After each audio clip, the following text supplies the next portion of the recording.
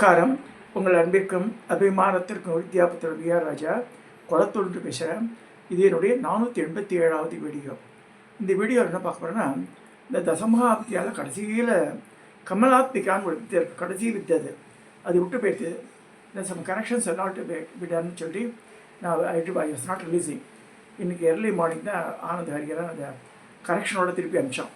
நான் 2-3 தடவை ஸ்பெல்லிங் தமிழ் தெரியாத வரலாம். அன்ஃபார்ச்சுனேட்லி தமிழ் பையனாக இருந்தாலும் தமிழ் படிக்காமல் சான்ஸ்கிரிட் இதெல்லாம் இங்கிலீஷாக படிச்சிருக்கா, தமிழ் எழுத்துக்களை மிஸ்டேக் பண்ணுறேன். தமிழ் கற்றுக்குவோன்னு இல்லை மாமா எனக்கு தமிழ் கற்றுக்க நீங்கள் செக் பண்ணுங்க, தமிழ் மட்டும் செக் பண்ணுவோன்னா. சமஸ்கிருதத்தில் நாலேஜ் இருக்குது, இங்கிலீஷ் நாலேஜ் இருக்குது, எல்லாம் இருக்குது. ஆனால் தமிழ் இது அன்ஃபார்ச்சுனேட் திங்கு. தமிழ்நாட்டில் என் பேர பசங்களே கூட ஸ்பீடாக படிக்க மாட்டேங்கிறது. அந்த காலத்தில் நாங்களே கவர்மெண்ட் ஸ்கூல் படிக்கவா, பட் அதில் தமிழ்லாம் இந்த 2ஆம் கிளாஸ் 3ஆம் கிளாஸ் ஸ்பீடாக படிப்பான். இப்போ ஏன் அந்த ட்ராபேக்கு தமிழ்நாட்டில் எனக்கு புரியவே இல்லை. தமிழ் தமிழ் தமிழ் எல்லாம் சொல்கிறேன். தமிழே பேப்பர் படிக்க தெரியல, எதுவும் படிக்க இங்கிலீஷ் படிக்கிறா, தமிழ் படிக்க மாட்டேன்றா. தமிழ் இந்த தாய்மொழி அது நல்லா கற்றுக்க பையன் சரளமாக மணிப்பிரபாள நடைன்னு ஒன்று இருக்குது. மடை திறந்த வெள்ளமான பேசணும். அதாவது தாட்ஸ் அப்படியே மனசை கொண்டு வந்து அப்படியே பேசணும். அப்படியே I been practice to that. நிறைய பேர் எங்கள் ஆஃபீஸில் இது பண்ண கூட இந்த இதெல்லாம் இருக்கும், பிக் மீட்டிங் எல்லாம் அதில் throughout India has been collected. இது டிவியெல்லாம் வச்சுருப்பா. அப்போ நான் I will not have any சிட்டு கூட இருக்காது மனசில், கையில் வச்சுக்கவே மாட்டேன். நான் மைண்டில் ரிஜிஸ்டர் பண்ணிவிடுவேன் இந்த பாயிண்ட்டு, அது அப்படியே வாயில் வரும். அப்படி பேச கற்றுக்கணும். நிறைய இந்த stage speaking, how to tell with speech அப்படின்னா கிளாஸஸ்லாம் எடுக்கிறா. குழந்தைகளை சேருங்க அதில். எஸ்பெஷலி தமிழில் பேச சொல்லுங்க. தமிழ்நாட்டில் பிறந்து தமிழ் பேச தெரியணும், ரொம்ப அசிங்கம் அது நமக்கு. தமிழை நல்லா எழுத தெரியணும், பேச தெரியணும். எழுத பேச படிக்க இது 3 தெரிஞ்சிருக்கணும் தமிழை. மிச்ச லாங்குவேஜ்லாம் செகண்டரி தான். தமிழை நல்லா பேச தெரியணும்னு கேட்டுக்கிறேன். ஸ்ரீமாத்திரை நமக. இப்போ கமலாத்மிகான்றது. கமலாத்மிகான்னு யாருன்னு சொன்னாங்கன்னா மகாலட்சுமி தான் கமலாத்மிகானுக்கு. கமலத்தில் உட்காந்துருக்கா மகாலட்சுமி. எதில் பார்க்கடல்லே வர, பார்க்கடல்லே வந்த உடனே கையில் மாலையோடு வரா. மகாவிஷ்ணுக்கு மாலையை போடுறா. தேவர்களாக இந்த பெண்ணை யார் ஆச்சரியப்படுத்தி பார்க்கும்போது அவன் நேராக மகாவிஷ்ணுக்கு மாலையை போட்டுடுறார். மகாவிஷ்ணு மனைவியை ஏற்றுக்கிறார். மகாலட்சுமின்னு சொல்லும்போது தஞ்சாவூர் ஆர்ட் பற்றி நமக்கு ஞாபகம் வரும். இந்த கஜலட்சுமி தஞ்சாவூரில் சிவன் கோவிலில் எந்த கோவிலில் பார்த்தாலும் சரி, நிலப்படிக்கு மேலே இதுதான் இருக்கும். கோபுரத்தில் கோவில் உள்ளே நுழையும் போது இந்த கஜலட்சுமி இல்லாத கோவில் பார்க்கவே முடியாது. கருங்கல்லையே சரி, சுத்தையில் இருக்கும், கருங்கல்ல இருக்கும், பெரிய பெரிய பழங்கால கோவில் எல்லாத்துலேயும் இது இருக்கும். செட்டிநாட்டு வீட்டில் எல்லாம் கூட இது மாதிரி கஜலட்சுமி சிற்பா தேக்கு மரத்தில் பண்ணி அதை இங்கே பாண்டிச்சேரியோட பார்த்துருக்காங்க. அது கோல்டன் பெயிண்ட் பண்ணிவிடுவா. அது வாசனை நிலக்கதவுக்கு மேலே அதுதான் இருக்கும். அது ஒரு கிளாஸ் போட்டிருப்பா. இந்த சைடு கிளி யானை இதெல்லாம் இருக்கும், அதெல்லாம் செகண்டரி. இது கஜலட்சுமி சம்பாஸ்ட். ஒவ்வொரு தனியாக வீடெல்லாம் கட்டி ஃப்ளாட்டோ சரி, வீடு வாங்கினாலும் சரி, நிலப்படியில் இது இருக்கணும். மகாலட்சுமி கஜலட்சுமி இருக்கணும். நாங்கள் பித்தளையில் காஸ்டிங்கில் விற்கிறோம். டவுனில் போனால் தேவாலயத்தில் போனால் யூ கேன் கெட் இட். பெரிய பெரிய இந்த சில விக்கிரகம்லாம் விற்கிறாள் இல்லையா, 2 ஸ்க்ரூ போட்டு முடிக்கிடலாம் கதவில். அவ்வளோ பெருசெல்லாம் வச்சுக்க முடியலன்னா அந்த டோரில் மேலே ஃபிக்ஸ் பண்ணிக்கிடுங்க. ஸோ இப்போ நம்ம என்ன பார்க்க போகிறோம், கமலாத்மிகான்ற மகாலட்சுமி சொல்லுவோம். இதில் I want to tell you one thing. கமலாத்மிகாவை சொல்லும்போது கமலாத்மிகாவுடைய அஷ்டோத்திரம் சகசநாமெல்லாம் பார்க்கும்போது மகாலட்சுமிக்கு உண்டான நாமாவளி கம்மியாக தான் இருக்குது. அதையும் பார்த்துட்டேன், அது தெரிஞ்சுக்கணும். நிறைய எல்லா இதுவும் போட்டிருக்கோம். நதிகள் கதிகள் தேவதா பேரெல்லாம் இருக்கும். தவிர லக்ஷ்மிக்கு உண்டான அதாவது சந்திர சகோதரி இருக்கும், அது பத்மஹஸ்தான் இருக்கும், பத்ம நிலையான்னு இருக்கும், பத்மத்திலே இருக்கா, பத்மத்தை சூடின்னு இருக்கா, பத்மத்தை கையில் வச்சுட்டு இருக்காங்க. ஸோ அதனால தான் தாமரைப்பூ மகாலட்சுமியோட சுரூபமாக நம்ம வணங்குறோம். தாமரைப்பூ வரலட்சுமி முருகெல்லாம் கூட ஒரு தாமரைப்பூவே 50-100 ரூபான்னு விற்பான் அந்த அந்த பீரியடில். தாமரைப்பூக்கு தனியான தாமரை அண்ட் ரோஜா இது ரெண்டு தானே வந்து இதழ்களை உதிர்த்து விடும். அதை தான் யூஸ் பண்ணுறோம் நம்ம.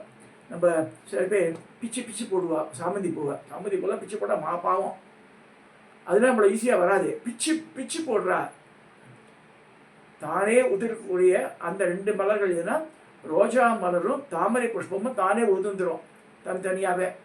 தட் கேன் பி டன் மாதிரி அந்த இதெல்லாம் அர்ச்சனை பண்ணலாம். எதுலேயுமே பிச்சு போடவே கூடாது புஷ்பத்தை. அப்போ எப்போ செய்யலான்னா புஷ்பாஞ்சலி பண்ணும்போது எல்லா மலர்களையும் ஒன்றா போட்டு பண்ணலாம். அர்ச்சனை பண்ணும்போது ஒரு பூவை பண்ணால் அது முடிச்சுட்டு அடுத்து பூக்கு போகணும். அதனால தான் மிக்ஸ் பண்ணாமல் தனித்தனியே பேஸ்கெட்டில் வச்சுக்கிறது. ஸோ ஒன்று முடியும் போது ஒன்று யூஸ் பண்ணலாம். சிங்கேரி ஆச்சாரியார் பூஜை பண்ணுறது பார்க்கலாம். ரொம்ப அழகாக பண்ணுவார் அவர்.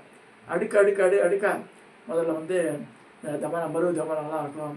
அப்புறம் வந்து சிகப்பு பூ, மஞ்சப்பூ, அப்புறம் அந்த பச்சை வந்து மரு கவனம், அப்புறம் நீல சங்குப்பூ, அப்புறம் வந்து ரோஜா புஷ்பங்கள், தாமரை மலர்கள்.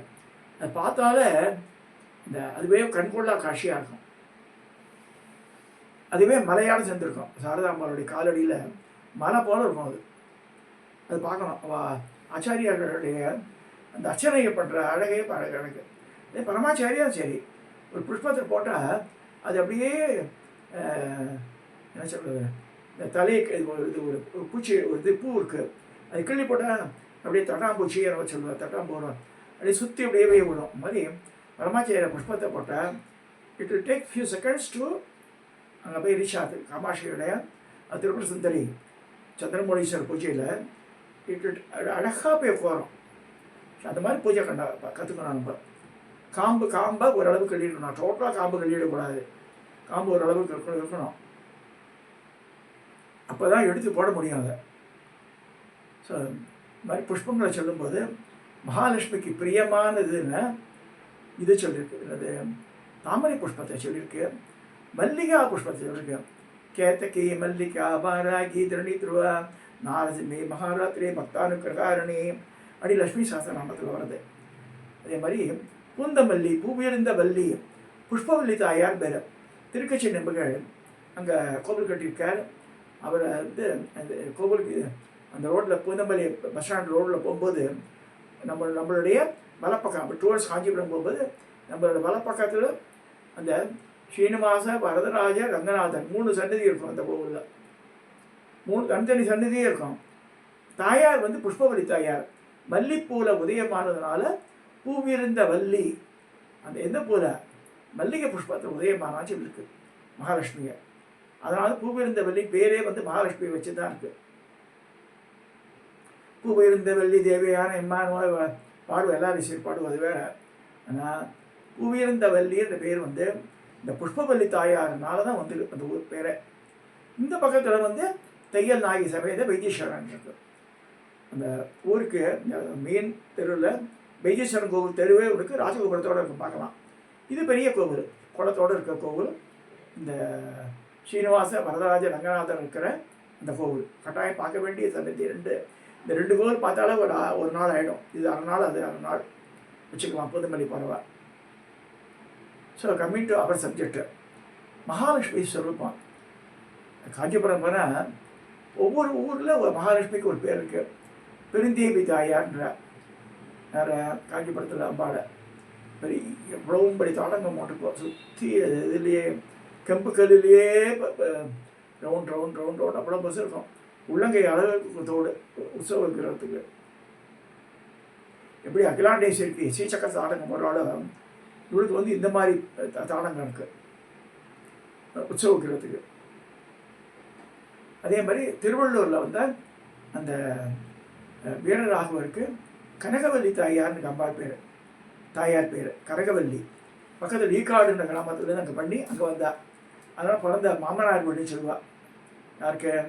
இவருக்கு திருவள்ளூரில் இருக்கிற வீரராக பெருமாளுடைய மாமனார் வீடு எதுன்னா ஈக்காடு. அங்கே போய் சேவை சாதிப்பார் அவர்.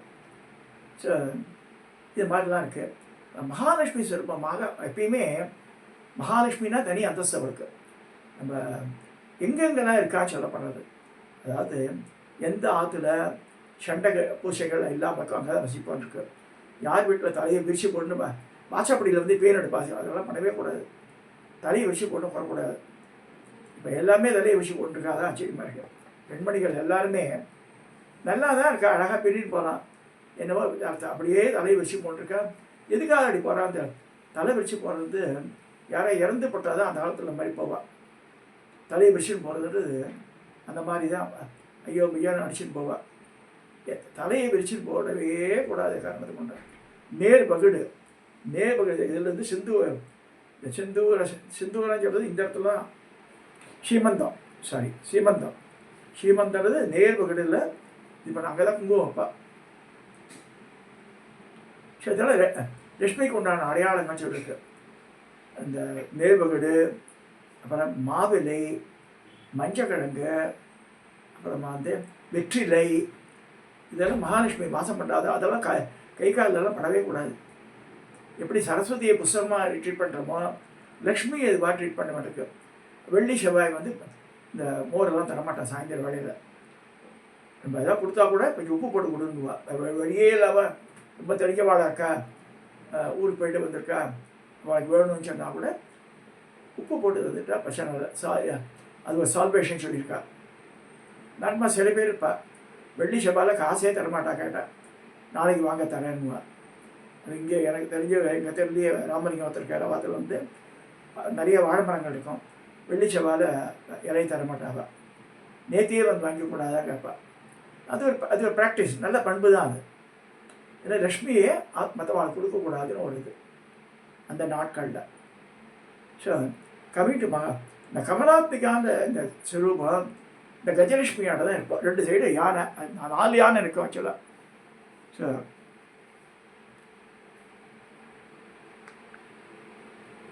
ஸ்வரூபத்தை பாருங்கள். 4 யானை பொற்கூடத்தை எடுத்துகிட்டு அவளை நீராட்டுறா. இதுதான் கமலாத்மியாவோட ரூபம். தாமரை மலரில் உட்காந்துருக்கா. மேல் 2 கையிலேயே தாமரை புஷ்பத்தை வச்சுருக்கா. 2 கையில் வராபயத்தை வச்சுருக்கா. 4 யானைகள் அந்த தங்க கலசத்தை வச்சுட்டு அவளுக்கு அபிஷேகம் பண்ணுற மாதிரி இருக்குது. ஸோ இந்த கமலாத்மிகாவுடைய இது ரிஷின்யாதி ஞாசம் பிருகு ரிஷிகி நிபிருச்சந்தக ஸ்ரீ கமலாத்மிகா தேவதா ஸ்ரீம் பீஜம் ஹ்ரீம் சக்திகி க்ளீம் கீலகம் கரண்யாசம் கதியாதி ஞாசம் ஓம் ஸ்ராம் ஓம் ஸ்ரீம் ஓம் ஸ்ரம் ஓம் ஸ்ரை ஓம் ஸ்ரீம் ஓம் ஸ்ரஹ தியானம் காந்தியா காஞ்சன சன்னிப ஹிமகிரி பிரஜை சதுர்பிர்கஜை ஹஸ்தோத் ஷிப்த ஹிரண்யாமிருத கடை ஆசிச்சமானம் ஸ்ரீயம் விப்ராணாம் பரம அப்பிச்சிதம்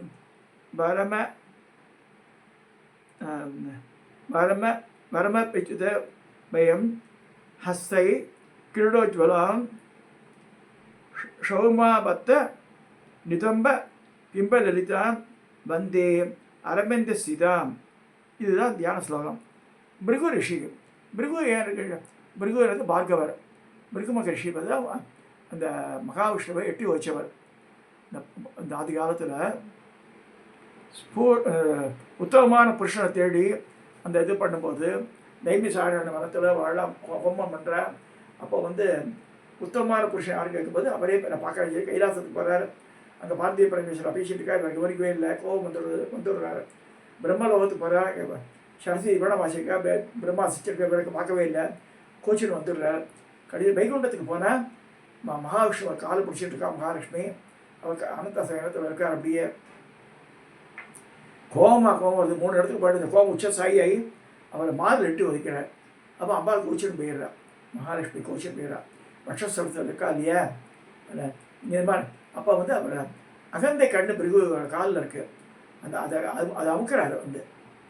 அப்புறம் நம்ம காலெல்லாம் அலம்பி மனசு குழுது போய் நான் உனக்கு வரம் தரேன் அதெல்லாம் சொல்லி பிறகு வந்து நீ தான் உத்தமமான புருஷன்னு சொல்லி டிக்ளேர் பண்ணுறாரு. கதை பாடி போகிறது.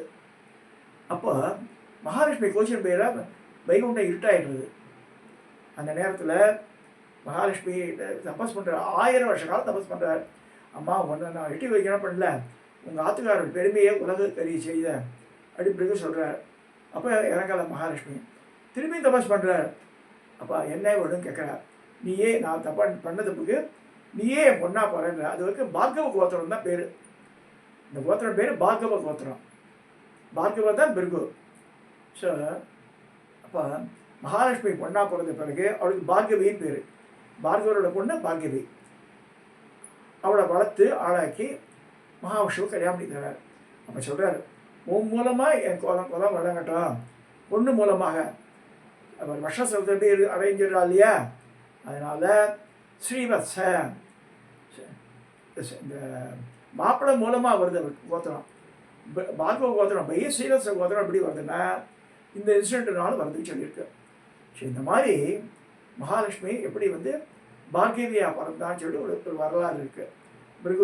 பிருகுவோட வரலாறு பாக்கடல் கடையும் போது நடந்த வரலாறு அது. இப்போ திருப்பி அந்த மந்திரத்தை பார்க்கலாம். ரிஷியாதி ஞாசம் பிருகு ரிஷிகி நிபுருச்சந்தக ஸ்ரீ கமலாத்மிகா தேவதா ஸ்ரீபீஜம் ஹ்ரீம் சத்திகி க்ளீம் கிலகம் கரிஞாசம் ஹிருதயாதி நாசம் ஓம் ஸ்ராம் ஓம் ஸ்ரீம் ஓம் ஸ்ரம் ஓம் ஸ்ரை ஓம் ஸ்ரீம் ஓம் ஸ்ரஹ தியானம் காந்தியா காஞ்சன சன்னிப ஹிமகிரி பிரஜை சதுர்பிர்கஜை ஹஸ்தோத் ஷித்த ஹிரண்யாமிருதகடை ஆசித்யமானம் ஸ்ரீயம் விப்ராணாம் பாரமாப்திதமம் ஹஸ்தை கிருடோஜ்வலாம் சோமாபத்த இதம்ப பிம்பலலிதாம் வந்தே அரவிந்திஸ்திதாம். மூலமந்திரம் கேளுங்க. ஓம் ஸ்ரீம் மகாலட்சுமி நமக. ஓம் ஸ்ரீம் மகாலட்சுமி நமக. ஓம் ஸ்ரீம் மகாலட்சுமி நமக. இந்த ஸ்ரீம் பீஜம் தான் அம்மாளுடைய பீஜம். அதை வச்சு தான் இந்த இது வருது. அது இப்போ இவரோட யந்திரம் கமலாத்மிகா ஆர் மகாலட்சுமி அந்த யந்திரம் தான் நான் சும்மா போட்டு காமிக்கிறேன் பாருங்கள். ரப் ஸ்கெட்சு 8 ஷட்கோணம். இது அஷ்டகோணம். அது அஷ்டம்னா 8.